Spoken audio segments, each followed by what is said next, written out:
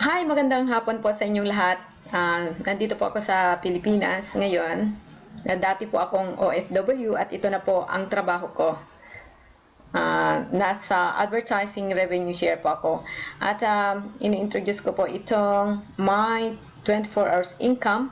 At ginagawa ko itong video na to kung paano po mag-transfer ng balance from your current balance to your earning balance. Kasi dito po sa my 24 hours income, kailangan natin i-transfer from yung commission natin doon sa earning balance. Okay, first po ay dito tayo sa finance at makikita nyo dito ang add fund, purchase, position, earning history, payment history, request withdrawal, withdrawal history. Ito po, balance transfer. So, i-click ko po ito.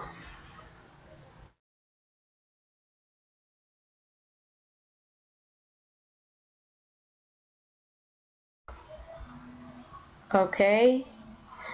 So, kung first time nyo po dito, meron po ditong video na provide ni Drew Burton, yung may-ari po ng My 24 Hours Income. Okay, so, nandito na tayo sa my current balance ko.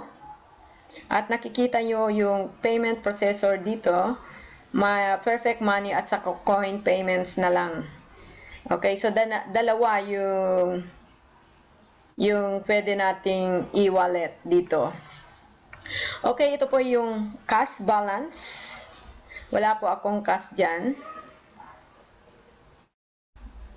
Ito po yung earnings ko. Ito po yung earnings ko, 365.226 USD. Ito po yung commission pool balance. So, halimbawa po, meron kang active na isang ad pack at ikaw ay member na dito, meron ka pong commission from pool. Yun po ay pinamimigay ng may-ari nito, 1,000 everyday na kita ng kanyang .com, pinamimigay niya po sa mga members.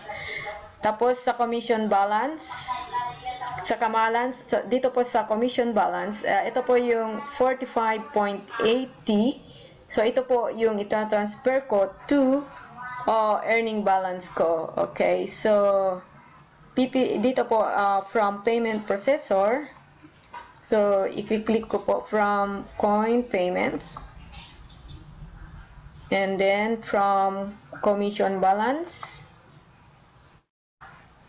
then earnings po, yun po. So 45.80 ang ita-transfer ko.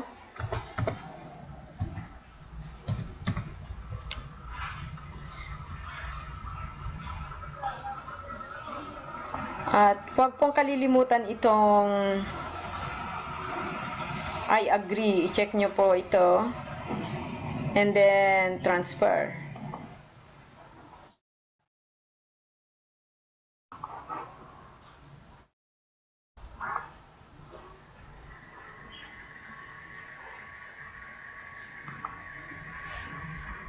Okay, so nakita nyo po dito, balance transfer successfully.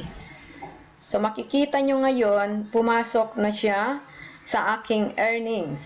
So ito po yung napaka-interesting na part, ang RevShare ay ang pag-withdraw ng earning balance.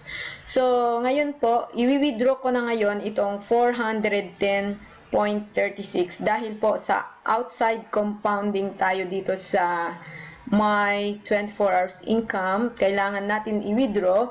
And pagka-withdraw po, fresh yung galing na naman sa ating processor. So, fresh na naman yung pera natin. So, outside compounding po ang my 24 hours income. Okay, so magbaback ako sa overview ko.